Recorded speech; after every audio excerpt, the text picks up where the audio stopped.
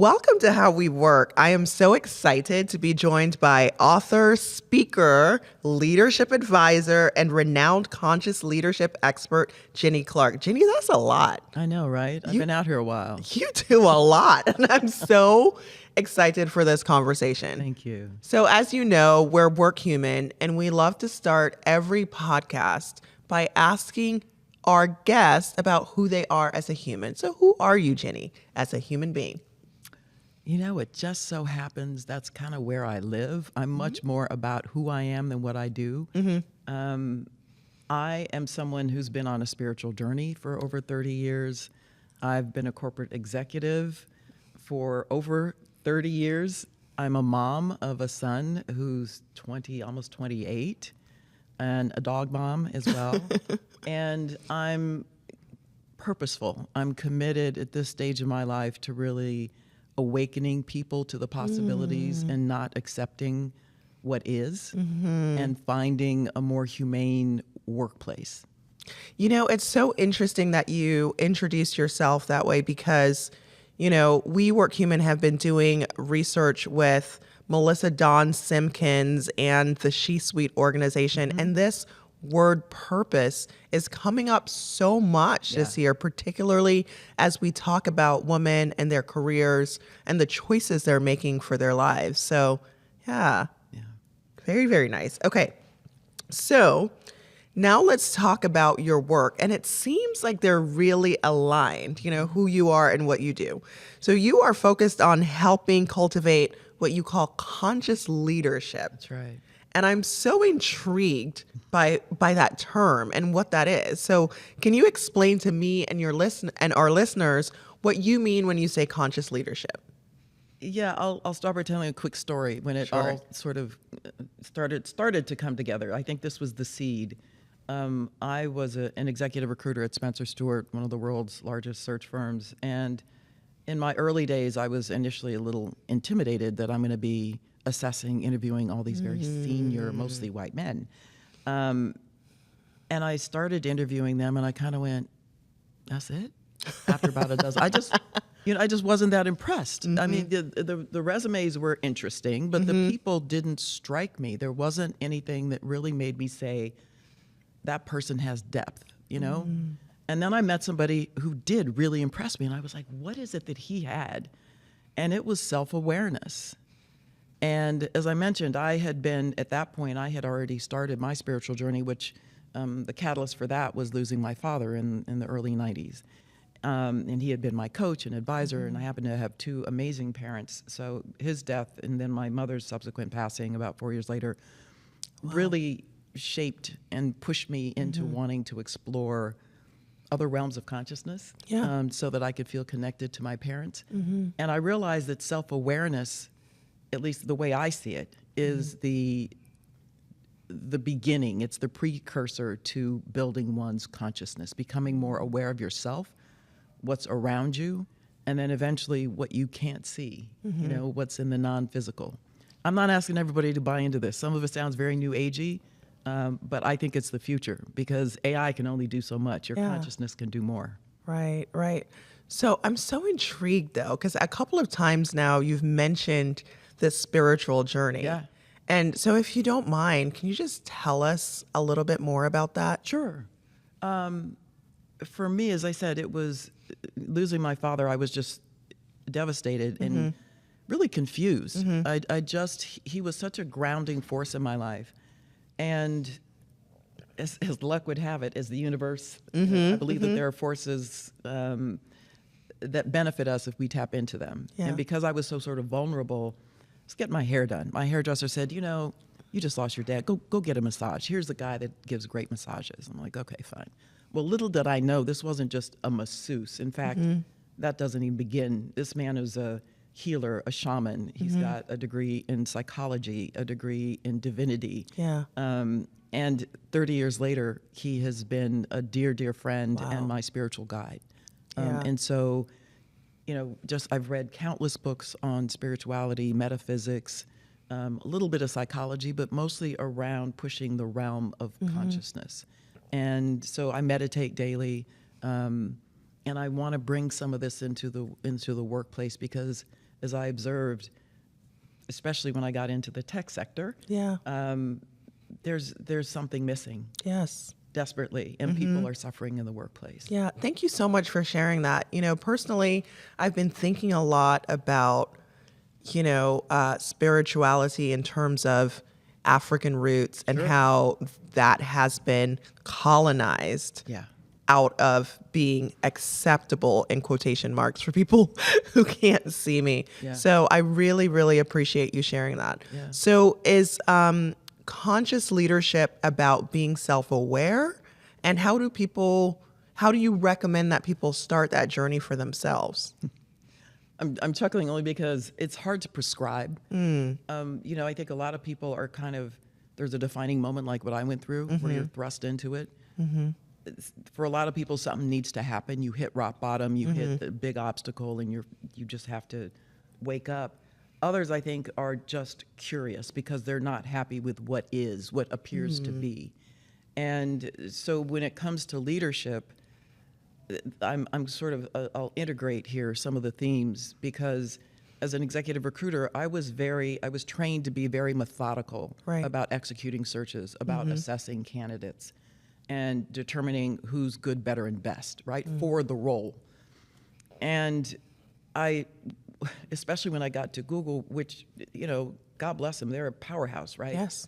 But they didn't appreciate because they had talent acquisition and just had recently created an executive recruiting function. They didn't appreciate the rigor and the methodology that I was trained to support. And what I observed was, for one thing, and I had seen this, but it became that much more evident, there are leadership competencies, there are functional competencies. I'm sure you could probably parse it down even further. But I realized, and this is true for not just Google, but probably the majority of organizations, especially when they're hiring their senior leaders, they're assessing on the basis of experience primarily, which often is influenced by pedigree. Yes. Where'd you go to school? Right. Which companies did you work for? Oh, you must be, I say I work for Google. People are like, ooh. Like, no, I was pretty something before I got there, okay? You tell him. Tell him, Ginny. They were looking at me, okay? But that's become the norm of how you assess people. And especially because I co-founded and led Spencer Stewart's global diversity practice. And Google hired me to build a similar practice inside of their executive recruiting initially. I'm all the more aware of how those assessments can be so far off. And yet there's grace given to people sometimes just by virtue of who they are. Oh, yes. Right? Oh, who yes. Let me say it differently. What they've done. Yes. Because it's not who they are. And I often say, being educated doesn't make you smart, and being smart does not make you competent. And I found a lot of people who were really incompetent leaders who might have been absolutely brilliant domain experts. Yes. And so that gap, I think, is what's causing a lot of the pain. And I'm going to call it pain. Yeah. It sounds dramatic. But I think, the numbers that I look at all the time about why people are leaving their jobs, one of the number one reasons is their managers. Yep. In the top, it's in the top 5. So to me, it's time that we start analyzing some of these elements of consciousness. How conscious are we as leaders? How aware are we of, first with ourselves, first. It starts there. It's pretty hard to touch base with somebody and be empathetic if you're not even aware of how you feel. Okay.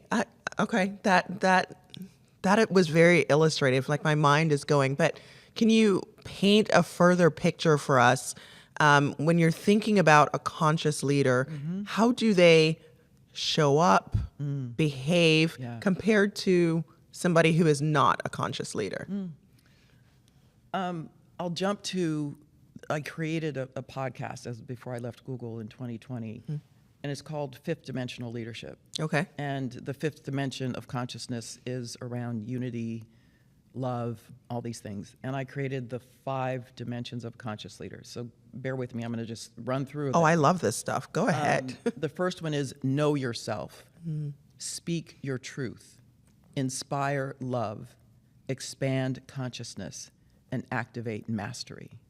And it's in that order. And I taught an online class, a few cohorts of one, and I'm going to start again for just online. These were live, where we took people through these 5 dimensions every week, one for every week. And so to get to some of the behaviors, but when you think about it, how well do a lot of leaders know themselves? Yeah. Very often they're, and I would see this as a recruiter, people would just show their resume. And I'm Yeah. like, tell me about yourself. And they'd be like, no, it's on the resume. I'm like, no, what's not on here? That's what I want to know. So the behavior is quite different when you have an awareness of yourself. We're back to that self-awareness. It all comes back. Just tell me, how do you talk about yourself? One of the first question you ask me, right? Yes. Who are you? Yes. That's what you wanted to know. That's what I want to know. And as a recruiter, and that's what I want you to be able to articulate. And that's going to let me know that you are ready to actually, there's a possibility. Ideally you kind of get through all 5. But once you know that, can you speak it? Can you tell me the truth? Because I need to start hearing some truth. Yes. I don't need the platitude. I don't need you to be nice to me. I need you to tell me what I need to hear so that I can grow. Right. Good leaders do that, right? And I think we've gotten so comfortable with, oh, well, I want to be nice. I'm conflict averse. I want to please people. My mother used to say, you don't need to like me, but you will respect me. That's right. And so we should be leaders should be aiming for respect instead of being liked, as an example. Yeah, being nice is not always being kind. Absolutely not. And I think sometimes, especially with marginalized populations, their leaders are nice to them, Yeah. but it's not kind to not tell the truth to somebody. It's not right? the truth. And not give them the feedback that they need to grow and develop. So I love that distinction. Yeah. Something else you talk about is pattern matching, or finding recurrent trends and behaviors as an important skill when fostering conscious leadership. Yeah. Are there nodes or key areas of an organization where recognizing patterns is especially important? And can you talk about why that is important overall? Well, I might be a little biased because I realize I'm a systems thinker. I actually studied language when I was in college. I wanted to be a veterinarian and then didn't like animal science, so switched to a fallback French, which I was good at. And Do you speak linguistics. French? Not anymore. I was once fluid, but not anymore. I also aspire to pick my French back up. It's so beautiful. It Yeah, is. I actually was able to dream in French. Wow. Yeah, I gotta get back to that. But if you notice, and then I went to business school. From there, I was a recruiter for the University of California. I went to business school, and I studied accounting. And once I got into accounting, which it was like medicine, I can't say I enjoyed it, but I realized that it's the language of business, systems, and I'm a systems thinker. And so that's why I lock into pattern matching. And I think a lot of people don't do that. They're looking so sort of singularly and one-dimensionally at an issue, a problem, a project, whatever. Maybe it's not a problem, but you're just looking at that just in a vacuum. Zoom out. What are the patterns? What are the common themes? What has happened before? What might we predict might happen based on what we know? And build sort of this more expansive view. Yeah. And so I think it doesn't matter what kind of work you do, the fact that you're able to match patterns in people, what are some common traits that you find yourself attracted to in individuals? Okay. There might be bias there, and Right. you might be consequently missing out on people who might not be as outgoing, or conversely might not be as vocal, right? So I think that to me is part of the pattern matching. So some of it can be very sort of intellectual and very, analytical, but others is quite behavioral. Right. And it comes from awareness of self, seeing some of those patterns in your own behavior, and that opens the way for you seeing them in others, and helping leverage those things at the same time. I also created the internal mobility program for the senior leaders at Google. A couple months after I started, the head of HR was like, come do this. And in doing so, I realized that there were common patterns among a lot of senior leaders of sort of on some of these underdeveloped areas, namely their self-awareness of how they could take some of what they'd done and move it into another area. Ideally, their manager would have helped them identify those things. Right. But I'm all about creating the agency in an individual and helping them build out how can I make what I know applicable in other arenas. So it's connecting dots. Yeah. There's so many interesting points that you just made that I just want to, underline and underscore. I like the idea of looking for patterns for the purpose of asking yourself, is there bias here? Because, I also you started in recruiting and I was in selection. They're kind of complementary, right? I was doing pre-hire assessments. Yep. But one of the things that I noticed, and I know other practitioners have commented on this as well, when people are hiring, particularly if they don't have, good objective criteria, they default to the extroverts. That's right. Even though extroversion may actually not be good for that job. Like if somebody is, needs to be heads down in work, but they're a social butterfly, like that's a pattern that shouldn't be, right? Yeah. So, and the second point that you made that I find interesting is this idea of, what are the patterns between what this job needs versus what that job needs, so that somebody who's good over here can also be good over here. I remember thinking about that very early in my career and calling it the transportability of competencies. I am sad that never took off, but No, we need to get back to that. Right? That's the center of what I'm talking about here. Yeah. But I think this current day discussion about skills might get us there because people are starting to deconstruct jobs and ask themselves, what kind of skills are required for this job? How is it related to that job? And so I'm really excited about that frontier, actually. Yeah, I am too. And I think I used the word competencies earlier. If I didn't, You did. I was known as Miss Competency because that's how I was trained to look at things. Yes. And I realized once I got to Google and elsewhere and other companies that I'd worked with and for, they hadn't articulated even the job description in their minds in that language. And I found a definition of competencies that I love because people say, oh, they're the same as skills. I'm like, no, they're not. They are not. And here's a simple definition, and then I'll share mine. The simple one is they are skills plus knowledge plus ability. Okay, right? Yes. So and the knowledge is, do you understand the system of which you're a part? And do you have the ability, mental, physical, emotional ability to do it in a way that needs to be done in a moment, right? You can't just be an automaton and just do the exact same thing. The way I describe them is using the language that you're the only person I've ever heard use the word deconstruct. They are the deconstructed elements of how you do something. Because as I've alluded to, I've known plenty of people who can say that they've done it, right? But they did it poorly. Yes. And we don't take that into account. We assume the fact that you said you did it means that you're good at it. That's a pretty gross assumption. It is a gross assumption. Yeah, gross is in large, but also gross is in gross. So let's get back to conscious leadership. So if people are interested in starting this journey of being more self-aware or getting better at pattern matching, is there something that they can do in their personal lives to help them? Is it journaling? Is it meditation? Is there something else that you recommend for people who are trying to get better at these things? I don't like to be too prescriptive on this because I think everybody's got to kind of figure it out for themselves and just become reflective. I think journaling is a great tool to do it. Some people are in therapy. That can be a doorway into it. Ultimately, you've got to spend time with yourself. Yeah. And you've got to start making decisions about how you want to live.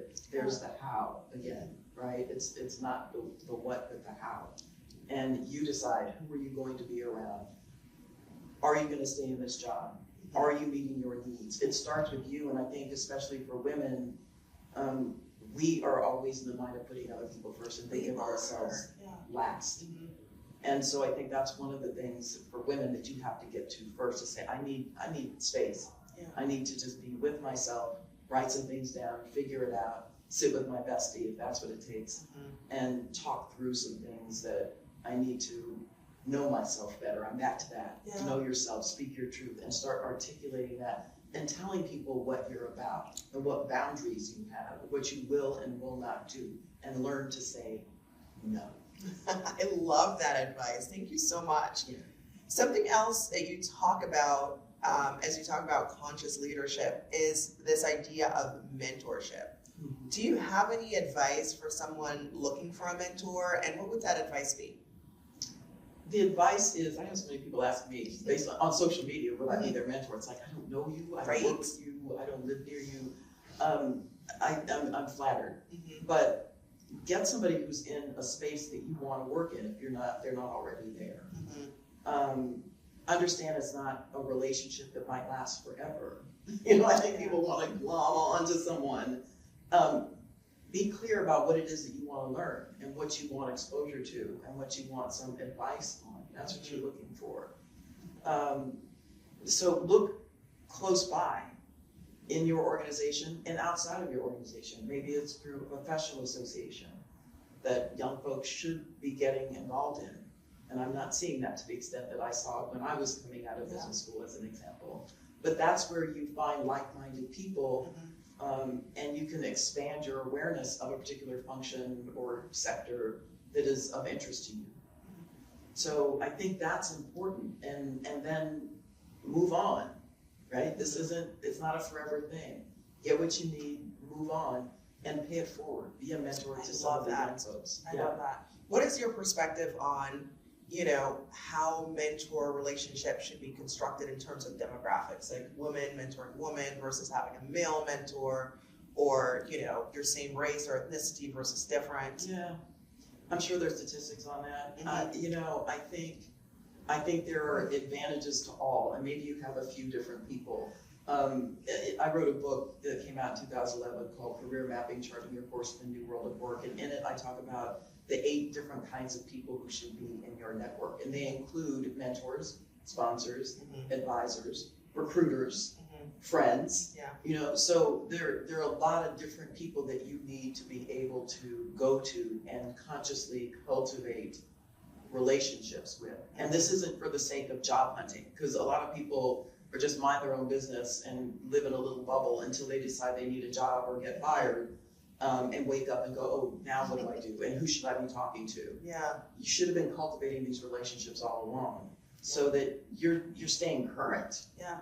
Right? That's my fear about remote work, is that a lot of folks are missing out on some of the conversation at the water cooler. They're not going, even if they're working remotely, they're not going to some of these mixers and receptions and conferences to interact and build that network and that community that they need to support their career.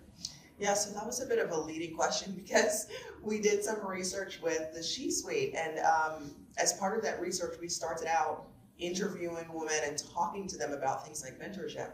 And I was personally surprised at how many women had male mentors. I mean, they had great things to say about those mentor relationships and, what men had done for them in their careers. Do you have any advice for somebody? Because I love that you said, also pay it forward. What are the things that people should think about as they're mentoring other people? Any advice to give there? I'm trying to think about how I've done it. Yes. Because I've had a couple of mentors myself, my dad being one of them, and a coach, right? So there's a difference between mentors and coaches. You typically pay a coach, first of all. And I do have one. Okay, good. Today, which I never had a formal coach before. But just in terms of being a mentee, was that the question? No, we can do both. What is your advice to a mentee, but also what is your advice to a mentor? And how what their role is. That's right. I think, as I think about it now, I think it's asking a lot of questions. Yes. It's, helping people get some clarity, because I think a lot of folks come into this expecting to just kind of sit down and get this dump of wisdom. And when you're at certain stages in your career, in your life, you're not even able to process some of what they might be telling you. So it might be better to contextualize and sort of moderate by asking questions about where someone is, what's actually happening. How did you process that? How did you interpret that? Was there another way that you could have looked at that? So those are things that I think could be really helpful to get people thinking. That's what I've come to realize at this late stage in my career, that I would have benefited from, and that would give me a greater sense of confidence as I'm going out there, and less of the last thing you want a mentor to be is a crutch. Yes. Right? They're there to help you figure some stuff out, I think, by asking you the right questions. I absolutely love that. Well, I have so enjoyed our conversation today. Thank you. As we wrap this up, are there any final thoughts that you want to leave with our audience? Any final words, tips, advice? I think we're at a really interesting time in our civilization. And the workplace is a microcosm of that has had so much strain and stress. And I said before, I think people are suffering. A lot of folks are struggling with mental health issues, with just all of the dynamics of loneliness. Yeah. And there are ways to combat that. And I think, again, I'm not a therapist. I'm not going to try to prescribe any particular set of activities, but I do want people to get to know themselves better and to begin to speak their truth, speak truth to power, use your voice, build a narrative about yourself that you can share with people. Inspire love. I'm back to there's the 5 dimensions again. We need to give more love. And if we did that, you wouldn't find the toxicity and the fear that we're seeing in the workplace. Be open.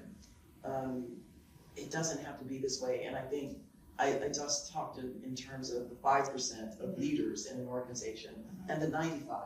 Yeah. The 95 need to start acting and understanding the agency that we have as employees in a workplace. We're not beholden to the leaders. We have to start showing them what it is that we need to work effectively and to feel good about ourselves and to really support the company in the way that they say they want to be. Yeah, to earn our trust. Right? So I know I asked you for a final thought, but as you were speaking, it just made me think of something like maybe we need to practice our introductions and how we introduce ourselves. Absolutely. Because so many times I'm in these meetings and that's the first thing that happens. Can you introduce yourself? Or at a lunch table. So maybe we get really intentional about that and practice it until it feels true to us. That's right. It's an affirmation blended with your narrative and the narrative is who you are, like you asked me. Yes. It's not just what you do. That's incidental. Yes. But who you are transcends all of that. Yes.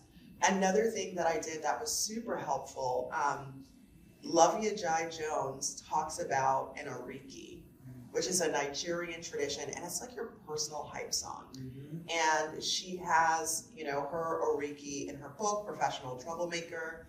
And I've seen online that she started to write orikis for other people that she admires. And when I read that book, I wrote my own oriki, and I had the honor of reading it to her when she was a guest on this show. And I felt like it gave me a lot of confidence. It gave me the opportunity to marinate on what are the things about me that are central to me. And some things came up that were not professional, like fashionista. I love some good fashion, right? And so, maybe that's something else people can do as they think about who am I and how do I want to show up in the world and walk through the world. Precisely.